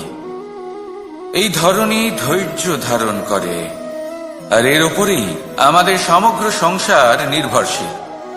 কারণ এই ভূমি সহ্য ক্ষমতা রাখে, এর সহ্য ক্ষমতা হল অপরিসীম। সন্তান যতই আঘাত প্রদান করুক না কেন প্রেম পূর্বক সহ্য করে, আর তার বদলে অমূল্য রত্ন প্রদান করে। সন্তান যদি হাল চালায় তাহলে তার বদলে তাকে অন্ন প্রদান করে। এটাই হলো ধরণী। এবার এর থেকে আমরা কি শিক্ষা পেতে পারি? এটাই যে কারোর জন্য কিছু করা বা কাউকে কিছু দেওয়া মনে কোনো কামনা ছাড়াই। আর এই কথাটা বুঝে যান, যদি কারোর জন্য কামনা না রেখে বা কোনো পাওয়ার আশা না রেখে কারোর জন্য কিছু করেন বা কারোকে কিছু দেন, যদি এটা আপনি শিখতে পারেন তবে আপনি ভালোবাসতে শিখে গেছেন। আর সেই জন্যই এই ধরিত্রীকে মাতা বলা হয়। কারণ মাতা শুধু উনি নন যিনি গর্ভে সন্তানকে ধারণ করেন, মাতা তো উনিও যিনি জীবন বাঁচতে শেখান, যিনি জীবন বাঁচার উদাহরণ প্রদান করেন। তাহলে ধরনীর থেকে এই নিঃস্বার্থ ভাব শিখুন, নিঃস্বার্থ ভালোবাসা শিখুন, আর এই ভালোবাসার সাথেই বলুন রাধা রাধা।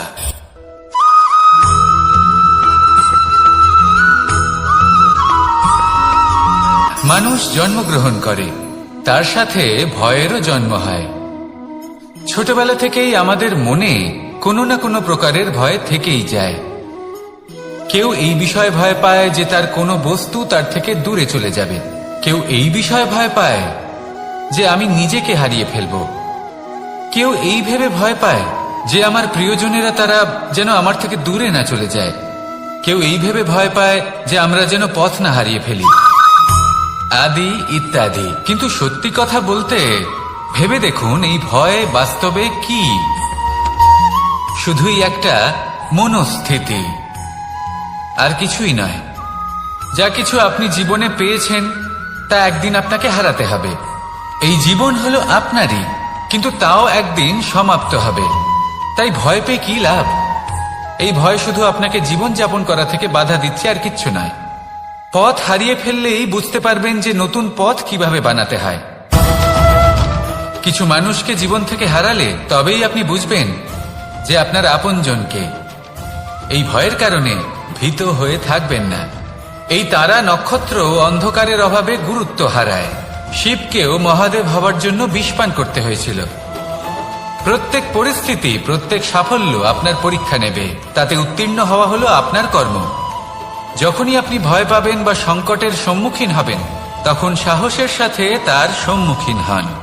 মনে রাখবেন, যে সম্মুখীন হতে জানে সাফল্য তার সাথে সবসময় থাকে। আসুন আর আমার সাথে ভালোবেসে বলুন রাধা রাধা।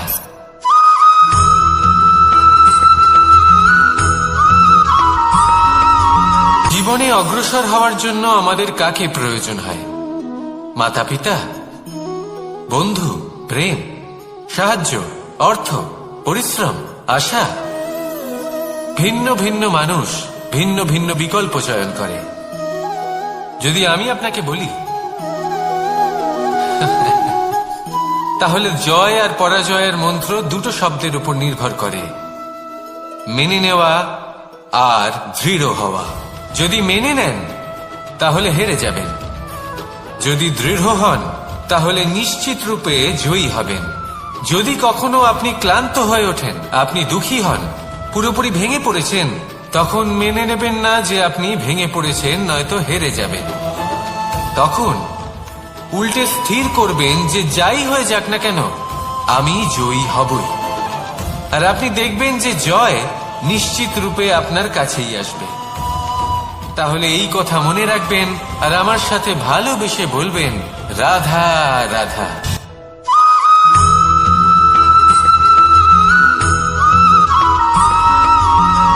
এই সংসারে কোনো বস্তু হোক বা ব্যক্তি হোক, তার একার গুরুত্ব কিন্তু খুব বেশি নয়। একটা উদাহরণ হিসেবে বৃষ্টির ফোঁটাকে ভেবে দেখুন। যদি একটি বৃষ্টির ফোঁটা হয় তাহলে তার খুব বেশি গুরুত্ব থাকে না, কিন্তু যখন সহস্র বৃষ্টির ফোঁটা মেঘের মধ্যে দিয়ে ঝরে পড়ে, তখন সেটা বর্ষার রূপ ধারণ করে। সেই বর্ষা যা এই প্রকৃতিকে শান্ত করে। সেইভাবেই পাথরের ছোট টুকরো, তার খুব বেশি গুরুত্ব থাকে না, কিন্তু যখন অসংখ্য পাথরের টুকরো একত্রিত হয় তখন তা পর্বতের আকার ধারণ করে। সেইভাবেই কিছু মানুষ যখন একত্রিত হন তখন তৈরি হয় পরিবার, কিছু পরিবার যখন একত্রিত হয় তখন তৈরি হয় সমাজ, যখন অনেক সংখ্যক সমাজ একত্রিত হয় তখন তৈরি হয় রাজ্য। এবার এই রাজ্যের সব থেকে গুরুত্বপূর্ণ ব্যক্তি হতে পারেন রাজা, কিন্তু তাও সেই রাজা একা কিছু করতে পারেন না। যুদ্ধ লড়ার সময় তারও নিজের সৈন্যদলকে প্রয়োজন পড়ে। কিন্তু এই সংসারে এমন একজন ব্যক্তি আছেন যিনি একাই সব কাজ করতে থাকেন, এবং সেই ব্যক্তি হলেন মা। আমাদের জীবনে একজন পিতার ভূমিকা কিন্তু নিঃসন্দেহে অমূল্য, কিন্তু আমাদের সকলের জীবনে যে ভূমিকা একজন মায়ের তা অন্য কারোর থাকে না। একজন মা একাই সন্তানকে বড় করতে পারেন, সংস্কারী করে তুলতে পারেন, তার জন্য পরিশ্রম করেন,